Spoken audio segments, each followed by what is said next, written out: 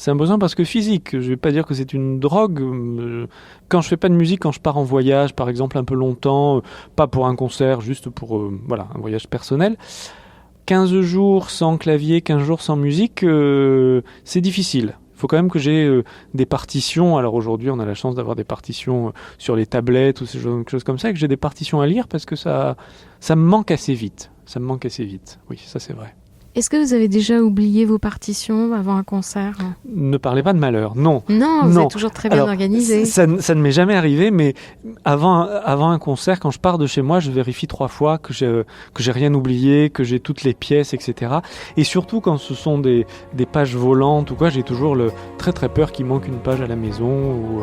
Bon, je me dis, après tout, on trouve beaucoup de choses sur Internet, on peut les faire imprimer sur place, voilà. Mais je suis assez stressé par ça, oui, ça c'est vrai. Ça c'est vrai.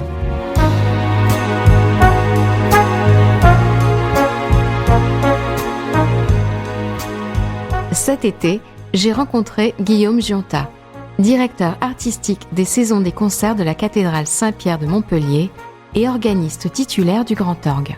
Ce prestigieux instrument, véritable trésor du patrimoine culturel montpelliérain, participe activement au rayonnement musical de la ville. Tout au long de l'année, de nombreuses occasions permettent d'apprécier ce joyau classé monument historique. Notamment chaque année, le Festival international d'orgue, un rendez-vous exceptionnel qui offre, chaque samedi de juin à septembre, des concerts gratuits réunissant des organistes venus du monde entier. Laissons-nous guider par l'oreille musicale de Guillaume.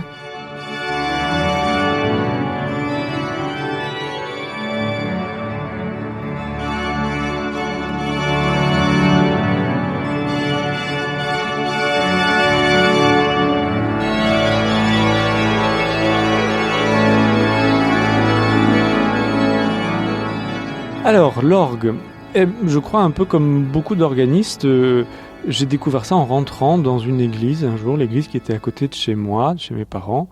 Je suis rentré dans cette église et puis j'ai entendu de l'orgue. C'était peut-être la première fois que je l'entendais. Et je me suis dit, c'est quand même pas mal cet instrument. Et j'y suis retourné un certain nombre de fois. J'allais même à la messe exprès pour entendre l'orgue. Et un jour, j'ai quand même eu le culot, moi qui étais un enfant plutôt timide, d'aller presque taper sur l'épaule du monsieur qui jouait de l'orgue en lui disant « Écoutez, c'est quand même pas mal votre instrument, là voilà, moi je joue du piano ». Et tout de suite, il m'a dit « Mais j'en parle au curé ». Il en a parlé au curé de l'église en disant « Il y a un petit gamin là qui est intéressé par l'orgue. Ah bon, donnez-lui une clé et puis qu'il vienne jouer quand il veut ». Et ça a commencé comme ça. Le mercredi après-midi, j'allais répéter mes petits morceaux de piano sur l'orgue de l'église. Et j'en suis pas sorti depuis 25 ans. Je m'appelle Guillaume Gionta, j'ai 41 ans.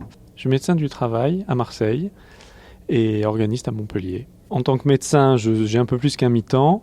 Et en tant que musicien, c'est un temps très très plein. Jamais assez plein peut-être. La musique est partout, tout le temps, dans toute ma vie. Pourquoi des études de médecine en parallèle ? Pourquoi vous ne vouliez pas en faire votre métier ?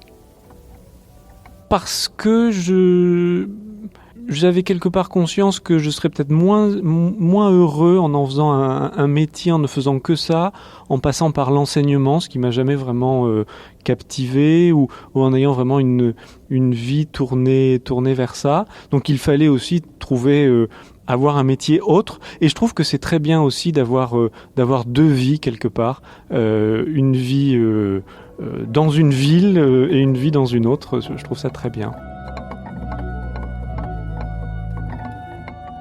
Donc j'ai grandi à Marseille, c'est la ville où je suis né, où j'habite toujours, dans une famille qui n'était pas spécialement musicienne, mais j'ai commencé le piano très jeune, à 5 ou 6 ans, parce que dans une maison de famille, il y avait un vieux piano totalement désaccordé et qui ne marchait pas bien. Et j'ai tout de suite commencé à tapoter sur ce piano. Et mes parents m'ont très vite proposé de prendre des cours de piano, ce que j'ai fait donc très jeune. Et puis, j'ai découvert l'orgue peut-être vers 11-12 ans. Mais alors, vous êtes allé au conservatoire ou c'était des cours privés ? Non, c'était des cours privés, vraiment dans le quartier. Enfin, une professeure qui m'a beaucoup appris, qui avait un enseignement qui était assez strict, assez sévère. Et moi, j'aimais pas beaucoup ça quand j'étais enfant, mais finalement, maintenant, je lui suis reconnaissant de m'avoir apporté toute une base de techniques que je n'aurais pas eu sans elle. Et avec des cours de solfège ? Avec des cours de solfège, avec elle, essentiellement avec des cours de technique du clavier. On passait parfois des cours entiers sans faire vraiment d'interprétation de morceaux, où c'était vraiment des exercices, des gammes. Alors bon, pour un gamin de 8 ans, c'était pas toujours rigolo, mais il fallait passer par là finalement. Donc c'était une très bonne formation. On avait une méthode que j'ai retrouvée dans un magasin de musique il n'y a pas si longtemps d'ailleurs, donc c'était assez émouvant. On avait une méthode et puis on avançait, c'était des petits morceaux vraiment pour débutants à 1 ou 2 voix maximum. Et moi je trouvais que c'était le parangon de la musique, ces petits morceaux, et je jouais ça avec beaucoup de bonheur. Et puis j'essayais de retrouver sur le clavier aussi des petites mélodies que j'entendais. Alors je ne serais pas capable de vous dire quoi, mais voilà, mon apprentissage de la musique c'était vraiment ça. C'était vraiment ça. Et après, l'orgue, vous n'avez pas vraiment eu de formation, vous étiez autodidacte ? J'étais autodidacte.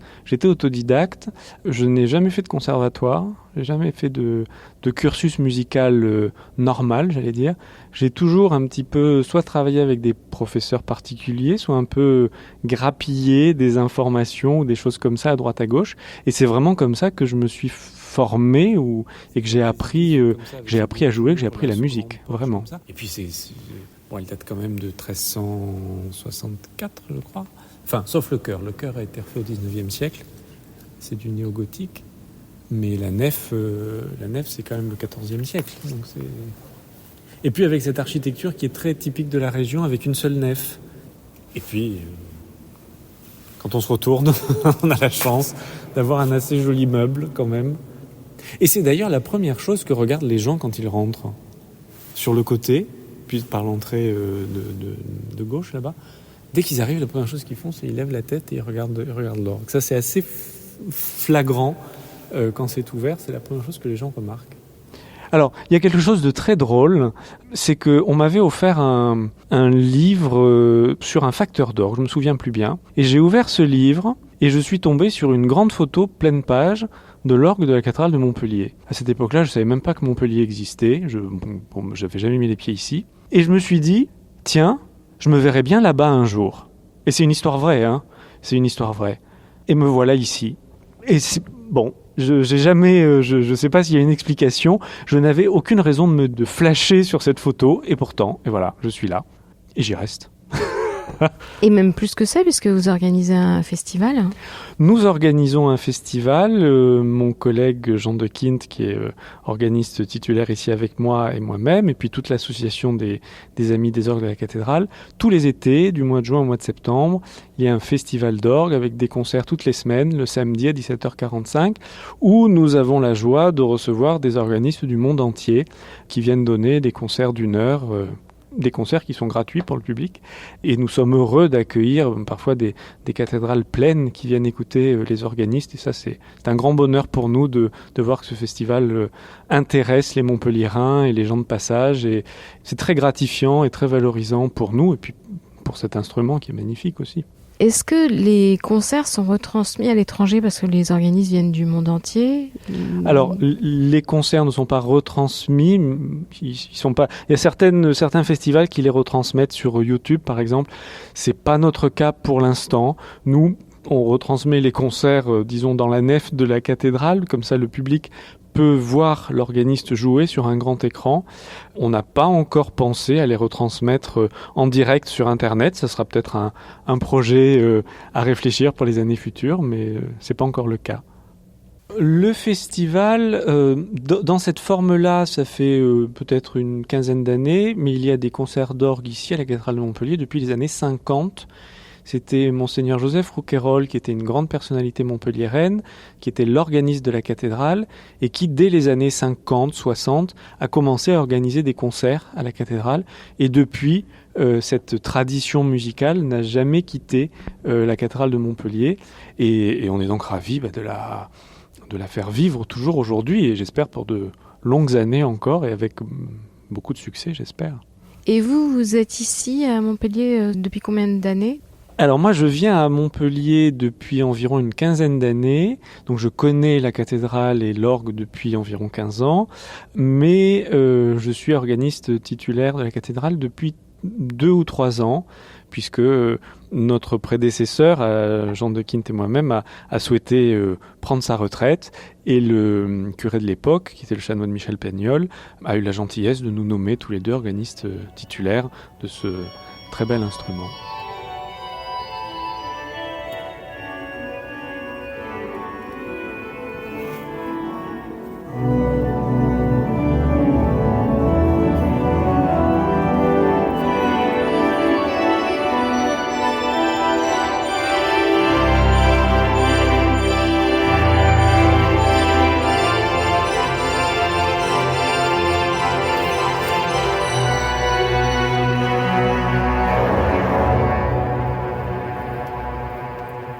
Dans la pratique, quand est-ce que vous savez que vous maîtrisez un morceau ?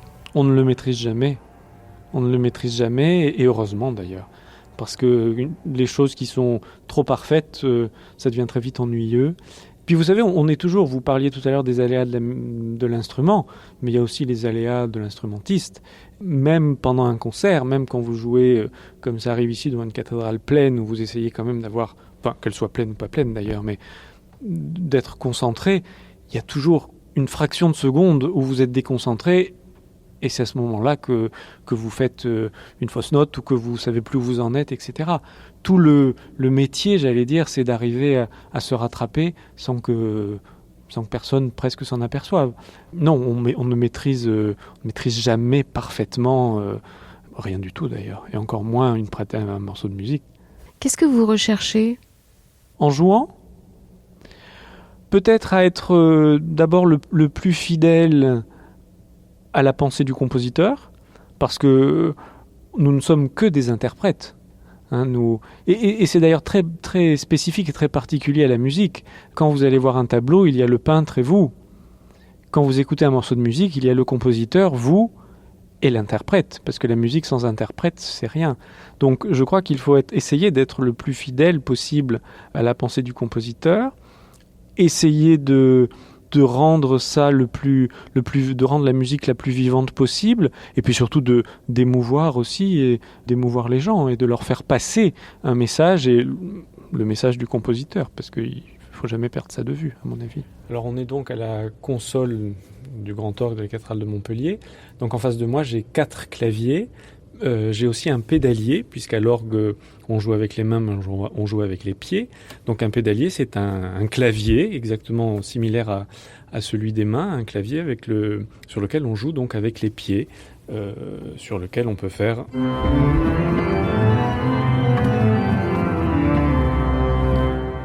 Donc vous voyez, je monte une gamme avec mes pieds, et puis à gauche et à droite des claviers, eh bien, il y a tout un tas de petits boutons qu'on appelle des registres, et ces registres, eh bien, ils permettent d'appeler des instruments différents.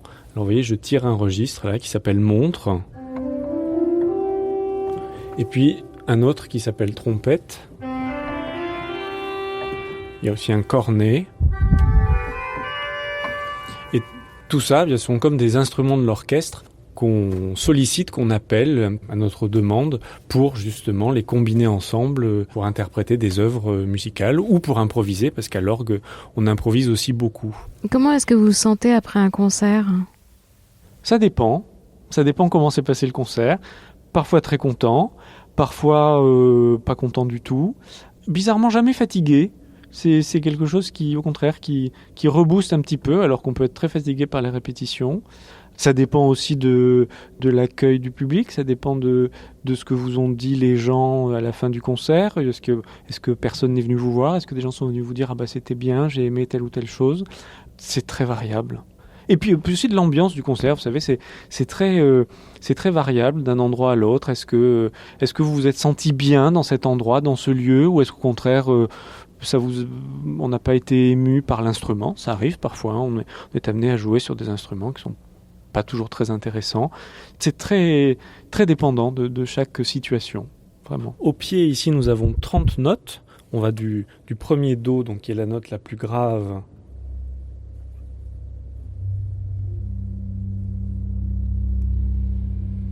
voilà. On va jusqu'à un Fa. Alors ça c'est... Voilà.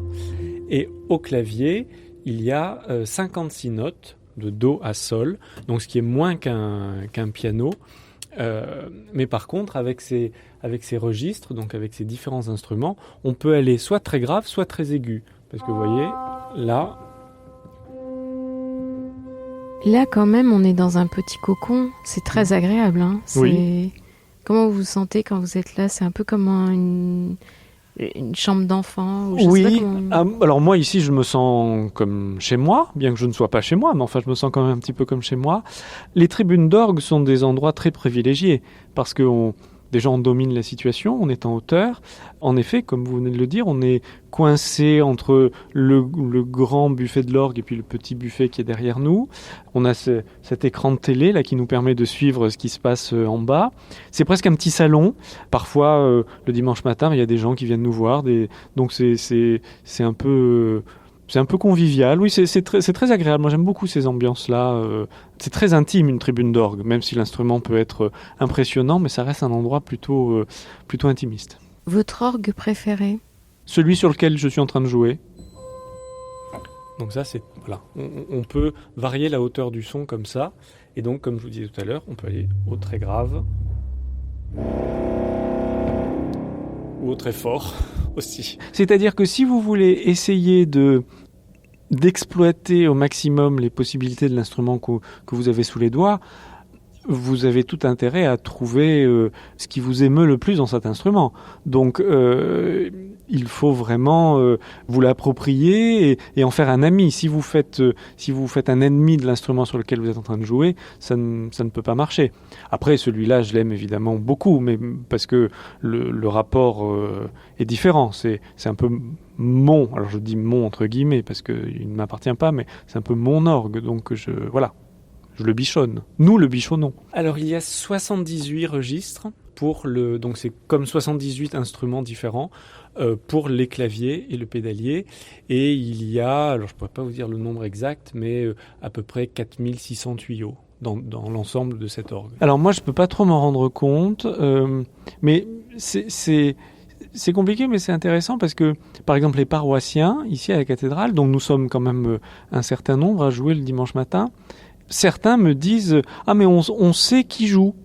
Et alors moi, je serais incapable de vous dire pourquoi, par exemple. Mais encore tout à l'heure, à la fin de l'office, ah, mais je savais que c'était vous. J'ai dit, ah bon, ben, très bien. Mais, ah oui, on vous reconnaît. Quand c'est vous, on vous reconnaît.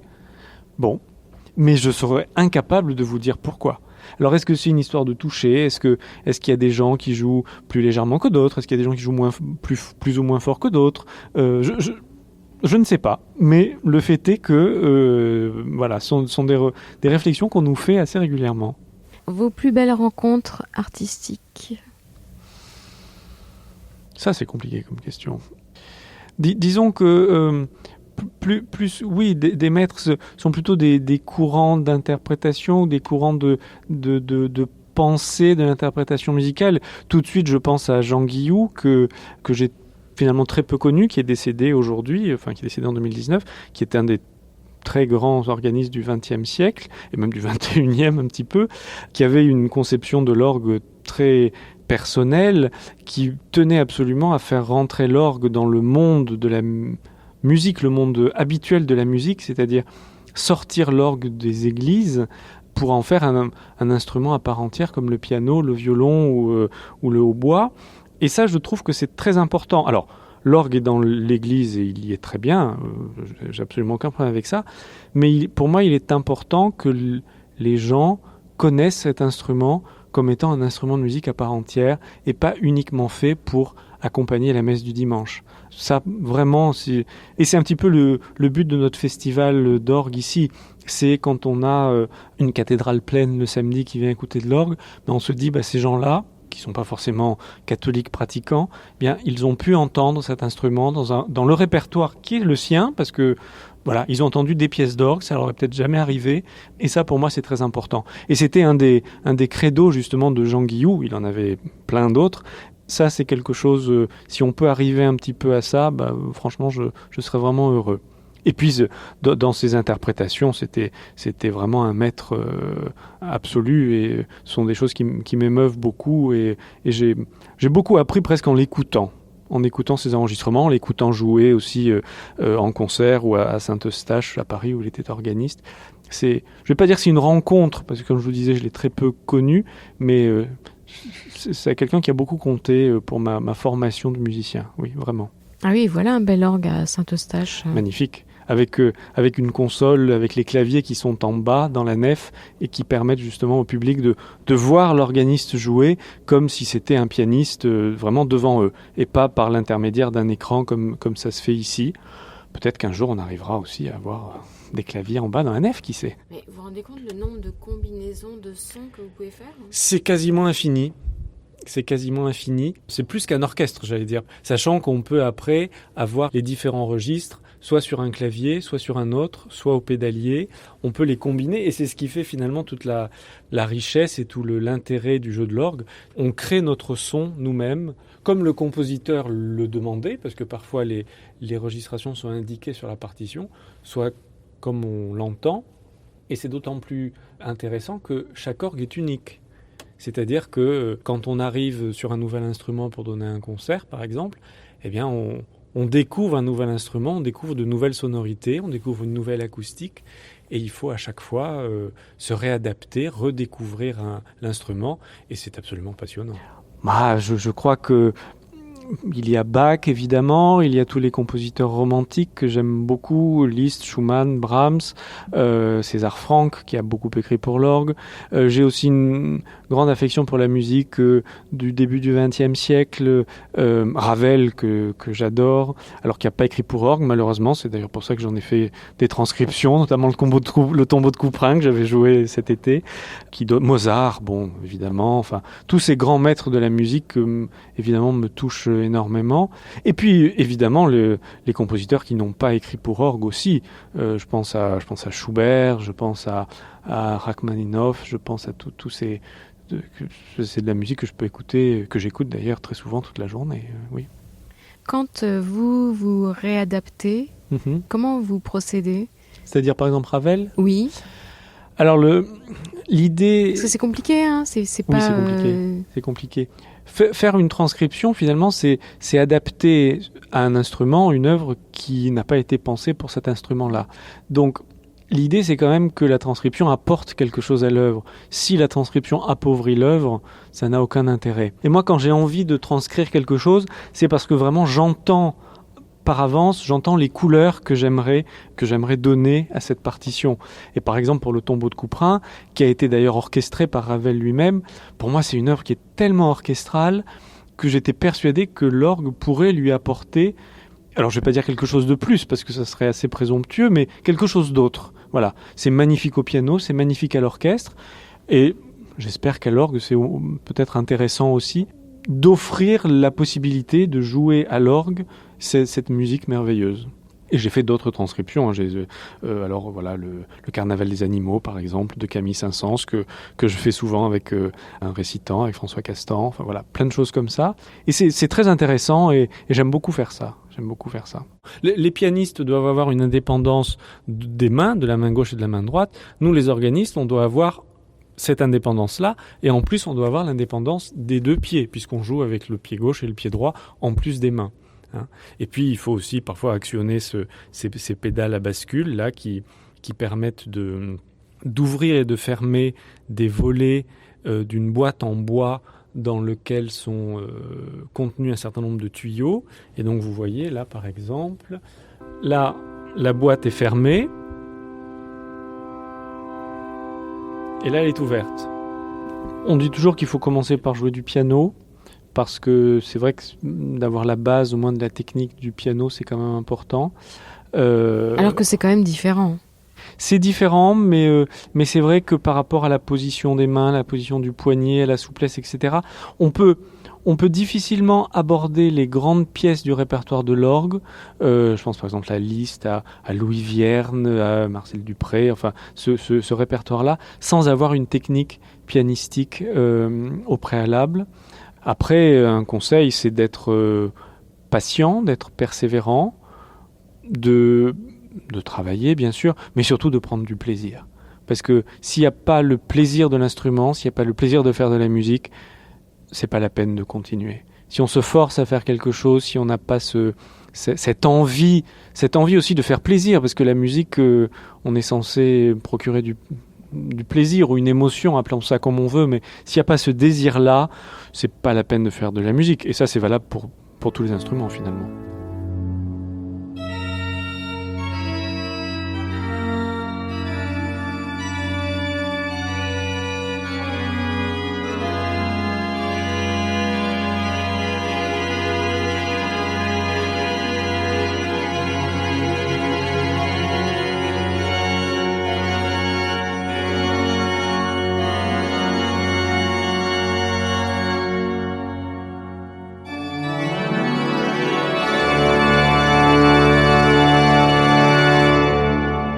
Pour moi, c'est toujours un miracle. C'est toujours un miracle parce que on arrive, on s'installe devant cette grosse machine qui est quand même très inerte et on arrive à en sortir des sons et de la musique et finalement, j'espère, à émouvoir les gens. Et ça, c'est un miracle. Donc ça me surprend tous les dimanches matins et ça me surprend à chaque concert. Et oui, ça c'est quelque chose finalement que je ne comprendrai jamais et c'est tant mieux. On n'est pas forcément serein quand on joue, mais tant mieux si on arrive à transmettre une certaine sérénité dans son jeu. Mais après, c'est peut-être aussi l'ambiance qui veut ça, c'est-à-dire l'ambiance de cette grande nef tranquille, assez majestueuse, dans laquelle résonnent ces milliers de tuyaux. Ça peut engendrer ça. Après, il y a des gens que ça stresse aussi. Il y a des gens qui n'aiment pas l'orgue et que ce son continu, parfois fort, parfois assez tonitruant, peut stresser. Ce que je comprends et ce que je conçois sans aucune difficulté. Mais j'espère que les gens qui viennent au concert sont plutôt dans l'optique d'en repartir heureux et serein que stressés et agacés par ce qu'ils ont entendu. J'espère.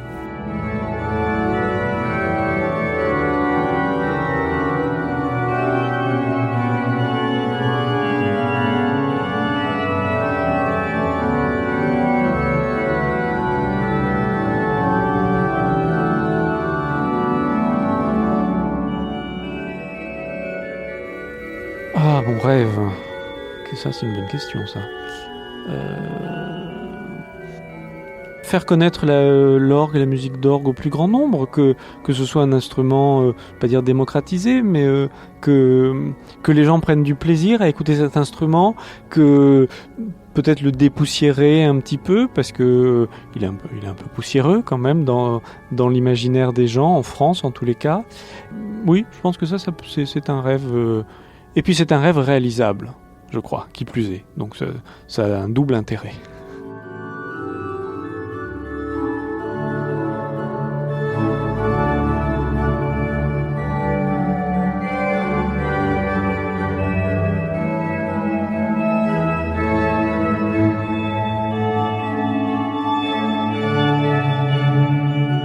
C'était Ma vie en rose.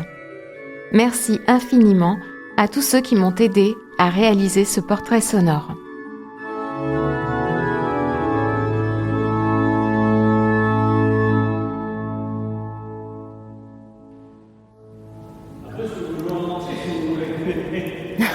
Non, c'est bon, je monte. Merci.